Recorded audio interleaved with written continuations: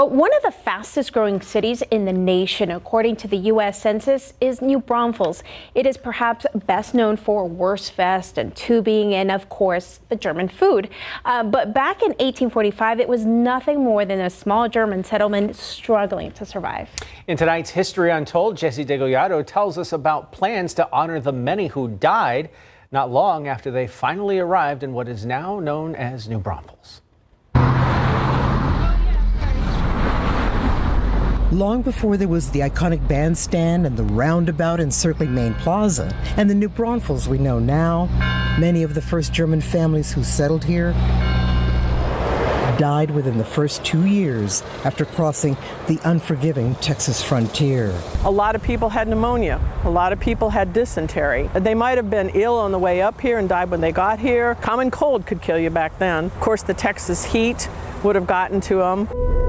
So many men, women, and children were dying, 3 a day at one point. They had to be buried in unmarked graves. We think there's at least 350, closer probably to 400 people are buried within a 1-acre plot in this cemetery.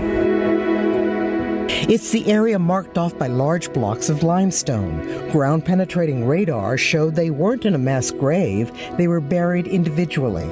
But without lumber for coffins, they'd been wrapped in shrouds.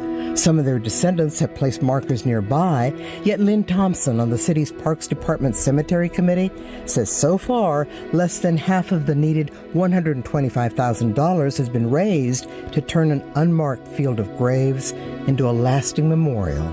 Given the historical significance of the site, they say an archaeological study must be done before they can start work on the memorial itself. You know, we have trees to plant, paths to make, there'll be some benches that you can sit on. And a meditation meadow to pause, reflect, and remember.